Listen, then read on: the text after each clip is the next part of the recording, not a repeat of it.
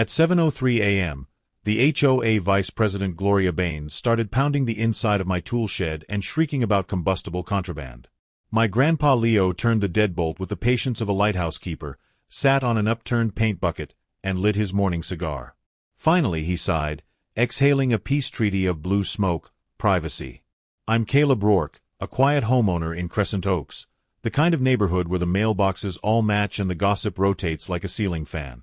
I keep my head down, mow on Saturdays, compost religiously, wave at dogs. Then Gloria Baines arrived on the board with a visor, a measuring tape, and a Facebook group called Crescent Oaks Vigilance. She decided my backyard shed, perfectly within code, was a public safety blight. Also, she despises smoking. Grandpa doesn't smoke in the house, so the shed became his sanctuary with a stool, a radio, and a coffee can for ashes. Tranquility. Until Gloria. Gloria's crusade escalated in petty, thrilling ways. She slapped pre-notice of structure audit stickers on our fence like it was a repo. She peered through knotholes to confirm flammable morale hazards. She told neighbors we were stockpiling accelerants, meaning fertilizer and a half bottle of tiki torch oil. Twice, she accidentally opened our gate to photograph the shed, narrating into her phone like a true crime podcast host. The woman would speak in this dramatic whisper, saying things like we have visual confirmation of potential combustion materials, as if she was documenting a drug bust instead of lawn care supplies. I sent a polite email with the bylaws attached, highlighting the exact sections that proved our shed was compliant. Gloria replied with a tone that could freeze lava. The spirit of compliance transcends the letter of the rule. That's when Grandpa Leo started locking the shed from the inside. He'd sit in there for an hour each morning, radio playing oldies, cigar smoke curling through the vents we'd installed specifically for ventilation. Gloria would pace the property line like a hungry vulture, clipboard in hand, waiting for any violation she could document. The harassment intensified when she started calling the non-emergency line, reporting suspicious smoke signals from our property. The dispatcher, bless her patient soul, would calmly explain that smoking tobacco on private property wasn't illegal. Gloria would then pivot to fire hazard concerns, structural integrity questions, and once, memorably, she claimed the shed was lowering property values through aesthetic terrorism. Those were her exact words, aesthetic terrorism, delivered with the gravitas of a Supreme Court justice. One Tuesday morning, everything changed. I found the padlock dangling, snapped open like someone had taken bolt cutters to it. Inside, footprints tracked across the concrete floor, our small box of cigars rummaged through and scattered. Gloria had jimmied the side latch to inspect our property without permission. The violation was so blatant, so arrogant, that even mild-mannered Grandpa Leo's jaw tightened. He clicked his tongue, a sound I'd only heard 3 times in my life, all preceding someone getting their comeuppance. Grandpa called our friend Officer Renee Calder, community liaison and patient translator of suburban nonsense. Officer Calder documented the trespass, photographed the damaged lock, and suggested we install a better hasp and what she called a deter Karen sticker, her term, not mine. She said it with such professional deadpan that I wasn't sure if she was joking until she winked. We filed an official police report for breaking and entering, property damage, and trespassing. The report number would become important later. The next morning arrived with theatrical precision. Gloria returned at 7 a.m. sharp with a clipboard and audacity that could have powered a small city. She marched straight to the shed, pushed open the door we'd deliberately left unlocked, and stepped inside. She began lecturing the rake about fire code violations, speaking loudly enough for the entire neighborhood to hear. That's when Grandpa, still wearing his gardening gloves, calmly swung the door shut and locked it from the outside. The click of that padlock was the most satisfying sound I'd heard all year. "You can't imprison me," Gloria yelped from inside, her voice muffled but indignant. "I'm not imprisoning anyone," Grandpa said cheerfully. "I'm just smoking my morning cigar in peace." He pulled up a lawn chair, lit his cigar, and began his morning routine right there next to the locked shed.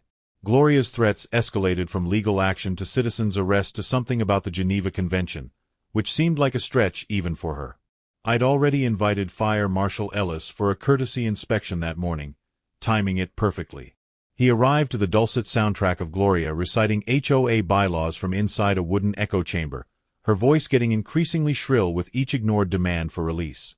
We opened the door when the marshal arrived, and Gloria stumbled out, red-faced and disheveled, immediately launching into a tirade about false imprisonment.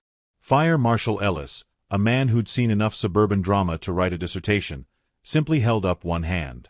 "Ma'am," he said in a tone that could calm a hurricane, "entering someone's property and refusing to leave is trespassing. Getting locked in while trespassing is what we call natural consequences." He then proceeded to inspect our shed with bureaucratic thoroughness. Grandpa showed him the metal ash can, the tile paver he called his smoke mat, and a battery-operated CO detector on the shelf. The marshal nodded at each safety measure, making notes on his official tablet.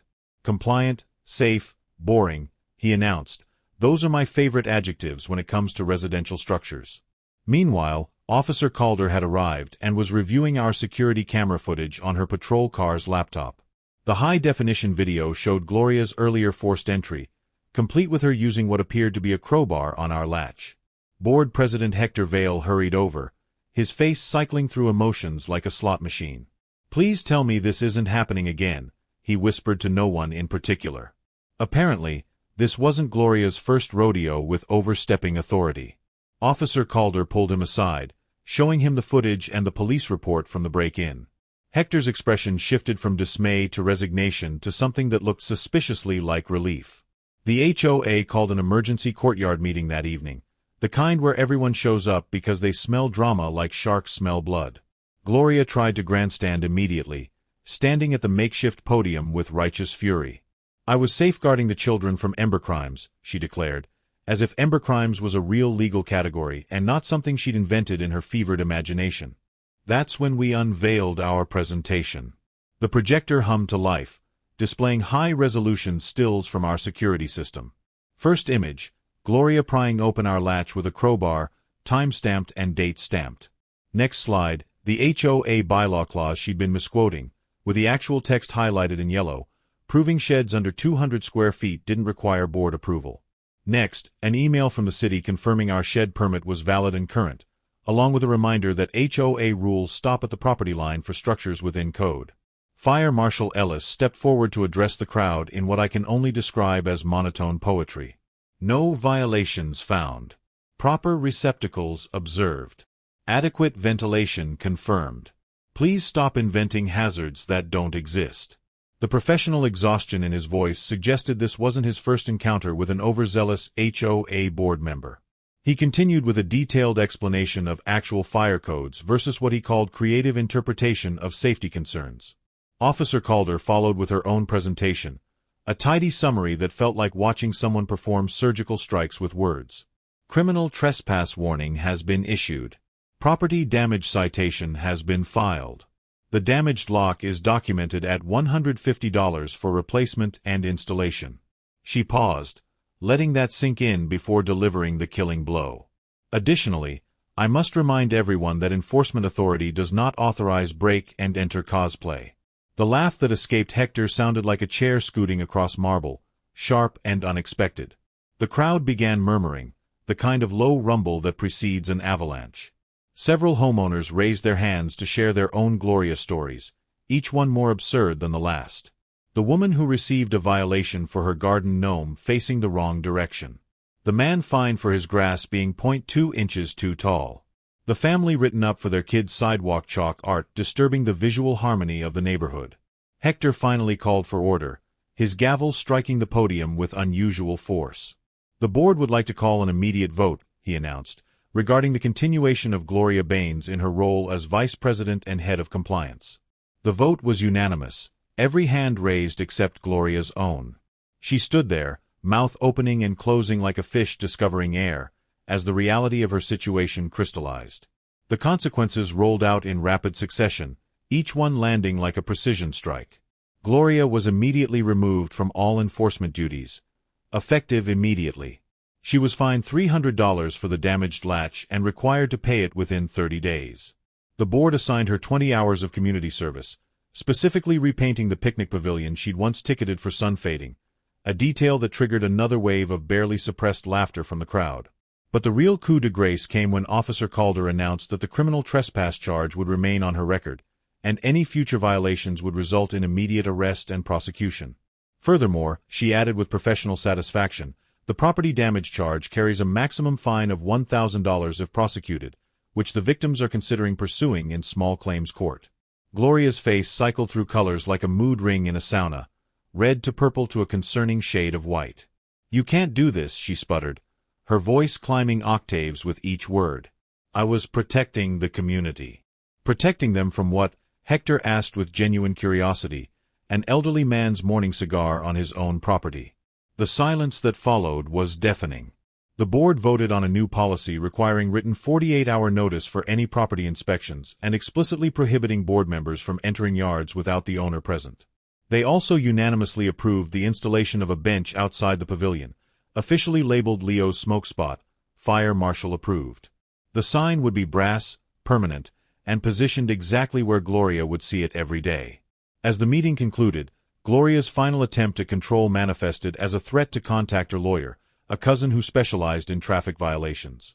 Hector's response was swift and brutal. "Gloria, the HOA's insurance company has already indicated they won't cover legal fees for board members who commit criminal acts while claiming to enforce rules.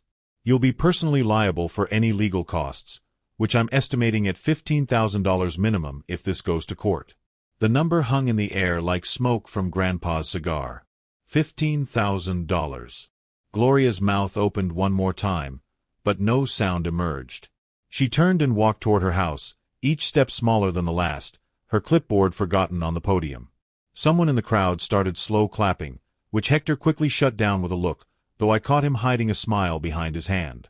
Grandpa now enjoys his morning cigar at his designated bench, nodding at passers-by like a kindly maritime judge. The shed remains unchanged, still perfectly within code, still Grandpa's sanctuary when weather permits. Gloria's Facebook group quietly rebranded to Crescent Oaks Mindfulness, which is hilarious given the posts are now just photos of fences with the caption as if she's contemplating the meaning of boundaries she never respected. The final tally of Gloria's consequences was impressive for suburban justice. $300 fine for property damage, 20 hours of community service in the summer heat, a criminal record for trespass, permanent removal from the HOA board, and the very real threat of $15,000 in legal fees if she pursued her threatened lawsuit. Her reaction to that final number, the way her face crumpled like a receipt in a pocket, was the last thing anyone saw before she retreated into her house and didn't emerge for 3 days.